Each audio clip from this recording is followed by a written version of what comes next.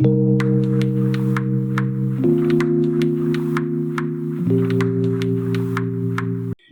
it's a new digestive disorder is again the jaundice. तो इसे भी हम डाइजेस्टिव डिसऑर्डर ही कहेंगे, डाइजेस्टिव डिसऑर्डर। तो पहले कोई भी डिजीज आप पढ़ते हैं तो पहले जानना जरूरी है कि किस सिस्टम से रिलेटेड है, तो हम उसी से रिलेटेड हम बातें कह पाएंगे। जॉन्डिस बड़ी कॉमनली हम इसे पीलिया के नाम से जानते हैं। तो पीलिया क्यों कहा गया? मीन्स पीलिया मीन्स पीला, that's yellow, that is yellowish colour इसमें आ जाता है। येलोइश कलर क्यों आया अभी बात करते हैं, लेकिन कहां पर प्रोमिनेंट होगा? स्किन होगा, स्क्लेरा, आपकी आंखों में sclera, and the nail bed, जो हमारा नाखून का बेड वाला पार्ट है, दिस पार्ट, व्हाइट वाला पार्ट आंखों का, और स्किन का हिस्सा पीला हो जाता है। तो ये यानी जनरल अपीयरेंस में येलोइशनेस हमारे बॉडी की बढ़ जाती है। द टर्म इज पीलिया। अब सवाल आता है कि सर जॉन्डिस होता क्यों है और किस हमारे ऑर्गन से ताल्लुक रखता है? तो जॉन्डिस की जो अगर पैथोलॉजिकल डेफिनेशन दी जाए तो कहते हैं इंक्रीज्ड बिलिरुबिन इन सीरम। हमारे ब्लड सीरम में बिलिरुबिन की मात्रा बढ़ जाती है। तो अगर पैथोलॉजी की डेफिनेशन दी जाती तो सिर्फ इतनी बात कह के हम अपनी बात पूरी भी कर सकते हैं, लेकिन हम इसको पूरा अगर समझना चाहें, इंक्रीज जैसे ही आप कहते हो, यू शुड नो कि नॉर्मल वैल्यू कितनी होती है। हम किसे इंक्रीज कहें? तो जो नॉर्मल वैल्यू है बिलिरुबिन की हमारे सीरम में, एंड दैट इज यूजुअली 0.2 से लेकर 0.8 mg पर 100 ml। और ये बड़ा जरूरी है आपको याद रखना कि नॉर्मल वैल्यू पता हो तभी तो हम जाने कि बढ़ जाती है। तो अगर हमारे पास ये value that becomes more than 1.5 mg पर 100 ml, इफ, तो दिस कॉजेज द जॉन्डिस। जो टेक्निकल हम जॉन्डिस टर्म इस्तेमाल करते हैं तो वो इस वैल्यू की बात करते हैं। तो जो लेमैन जब कभी बोलता है तो वो आपसे कहता है कि सर हमारे जो पीलिया है वो 2 है, 3 है या 4 है, दैट इंडिकेट्स कि सर उसका बिलिरुबिन लेवल जो है वो 2 mg पर 100 ml, 3 mg, 4 mg and so on. तो वो क्योंकि डिजिट नहीं बोलता है being a layman, but you should confirm this. अगर बिलिरुबिन की वैल्यू किसी न्यूमरल डिजिट में दी जा रही है तो you have to add your unit. अब बात करें कि सर बिलिरुबिन आखिर आता कहां से है, क्यों बढ़ जाता होगा? तो एक नॉर्मल प्रक्रिया ये है कि हमारे शरीर में जो बिलिरुबिन का फॉर्मेशन है वो आरबीसी के ब्रेक डाउन से होता है। ये प्रक्रिया हम लिवर में पूरी करते हैं, जहां से हम बिलिरुबिन बनाते हैं, that's a bile pigment. Bile pigment, it is a commonly bilirubin and बिलिवर्डिन, जिसमें जो कॉमन है वो बिलिरुबिन है। तो यूजुअल कंडीशन में जो हमारे पास 0.2 से लेकर 0.8 mg पर 100 ml बिलिरुबिन बनता है तो वो आरबीसी के ब्रेकडाउन से बनता है, क्योंकि यूजुअली हम अपने शरीर में 1% आरबीसी रोज तोड़ते हैं। आरबीसी का लाइफ स्पैन 120 डेज। तो कुछ रेगुलर फॉर्म में इस तरह से अरेंज्ड है कि हर दिन लगभग थोड़ा सा कम, लेकिन 0.94% है, तो यूजुअली 1% आरबीसी रोज टूटती है, तो इतनी बिलिरुबिन बन जाती है। तो इसका मतलब ये हुआ कि अगर पिगमेंट आप में बढ़ रहा है, बिलिरुबिन बढ़ रहा है, you can think is a disease of liver. तो हम 2-3 बातें कर पाए कि जॉन्डिस एक ऐसी बीमारी है जिसमें हमारे शरीर में पीलापन हो जाता है, हमारे स्किन में, स्क्लेरा में या नेल बेड में।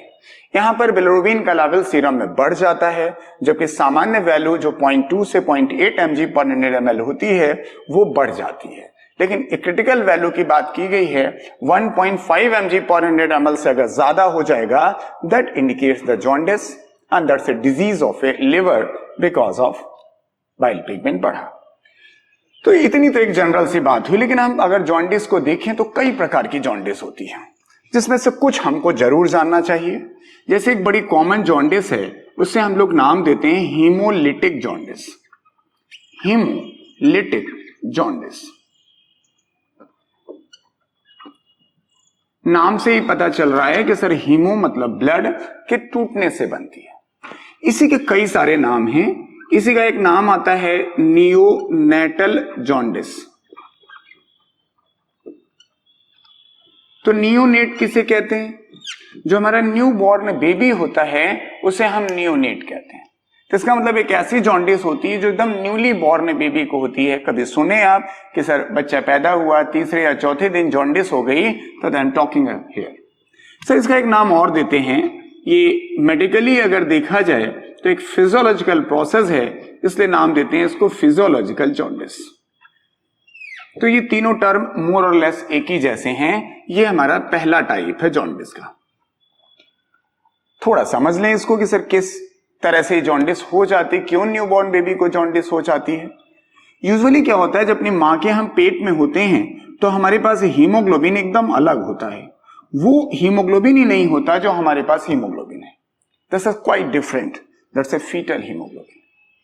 और जो हमारे पास इस समय हीमोग्लोबिन है, that is haemoglobin is haemoglobin A for adult है। तो यू कैन डिफरेंशिएट कि ये फीटल हीमोग्लोबिन है और ये एडल्ट हीमोग्लोबिन है, ना जन्म के बाद है। ए इंडिकेट्स द एडल्ट।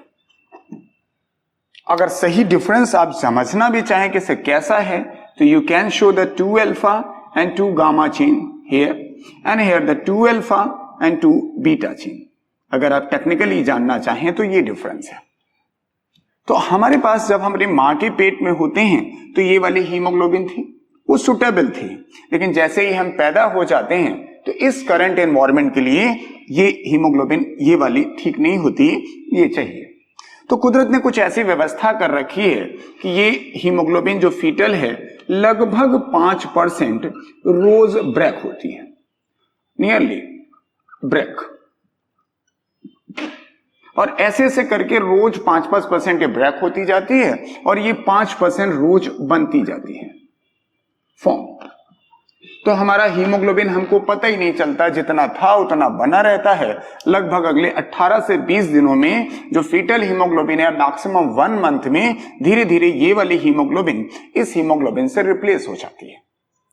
लेकिन अगर बाय द वे किसी वजह से किसी दिन, तीसरे दिन, चौथे दिन अचानक 30% हीमोग्लोबिन टूट जाए, 40% टूट जाए, अगर ये ब्रेक होने लगे 40%, तो you can imagine the bile pigment एक साथ बहुत तेजी से बढ़ जाएगा and that will cause the jaundice. यानी एक ऐसी प्रक्रिया है जो होनी तो है और होती भी है सब में, लेकिन एक सामान्य तरीके से धीमे धीमे होती है। 5, 6, 4% रोज टूटती है। लेकिन अगर अचानक वो जल्दी से ज्यादा से टूट जाए तो बाइल पिगमेंट बढ़ जाएगा और बाइल पिगमेंट बढ़ते ही रिकॉग्नाइज्ड एज जॉन्डिस। तो डॉक्टर इसमें कहता है कि सर ये एक सामान्य प्रक्रिया है, बस जो चीज 4 दिनों में होती थी वो 1 ही दिन हो गई। It's a normal physiology. और ये सिर्फ न्यूबॉर्न बेबी में हुई, हीमोलिसिस आरबीसी के टूटने से हुई। तो इस जगह पर ट्रीटमेंट के नाम पे हमारे पास एक ही ट्रीटमेंट है, that is a phototherapy. Phototherapy हम ट्यूबलाइट की वजह से बच्चे को रख देते हैं। फोटोथेरेपी इस ब्रेकडाउन को धीमा कर देता है। तो हमें सिर्फ ये नाम जताना था कि आप इसको कोरिलेट कर पाए। हीमोलिटिक जॉन्डिस, नियोनेटल जॉन्डिस और फिजियोलॉजिकल जॉन्डिस एक ही है, सिर्फ एक सामान्य प्रक्रिया जो थोड़ा स्पीड बढ़ गई उसकी इस वजह से। हाँ, कभी कभी बाइल पिगमेंट न्यूबॉर्न बेबी में बहुत ज्यादा बढ़ जाते हैं and that is cause the injury to the brain. तो इसलिए ये थोड़ी सीरियस बीमारी हो जाती है, लेकिन जॉन्डिस होना एक सामान्य बात है। दूसरे जॉन्डिस की अगर हम बात करें तो दूसरा एक बड़ा कॉमन जॉन्डिस है, दैट्स अ वायरल जॉन्डिस, जिसको अक्सर हम जॉन्डिस के नाम से यही समझते हैं। एक सामान्य आदमी से जब हम कहते हैं कि वी आर सफरिंग फ्रॉम पीलिया, तो ही think about you must have been suffering from the viral jaundice, क्योंकि ये पानी से, कंटामिनेटेड फूड एंड वाटर से होती है। तीसरी जॉन्डिस कहलाती है obstructive jaundice. Obstructive jaundice, obstructive का मतलब कोई रास्ता होगा वो ब्लॉक हुआ होगा। तो अगर आप ध्यान कर पाए तो गॉल ब्लैडर, हमारे पास गॉल ब्लैडर में ऐसे बाइल स्टोर हुआ करता था जो जरूरत पड़ने पर सिस्टिक डक्ट से होता हुआ हमारे इंटेस्टाइन तक पहुंचता था। तो हमारा बाइल यहां पे स्टोर है। और अगर मान लीजिए हमारे पास यहां कहीं कोई स्टोन आ गया, पथरी आ गई, so called gall bladder stone इस जगह पे आ गया, तो वो रास्ता ब्लॉक कर देता है। और रास्ता ब्लॉक कर देगा तो बाइल सर यहां पे इकट्ठा होने लगता है, और इकट्ठा होने के कारण प्रॉपर रिलीज नहीं हो पाता, इसलिए इसका बैकफ्लो होता है और यहां पे जो ब्लड कैपिलरीज होती हैं सर वहां पर ये पहुंचने लगता है। तो बाइल का पिगमेंट पार्ट इधर पहुंच जाता है and that will cause the increase in the bile pigment. So at least you should know the three type of the jaundice is a very common at the level of 12th. The hemolytic jaundice, viral jaundice and obstructive jaundice. The basic term of the jaundice is the means yellowish nature of your skin. Yes.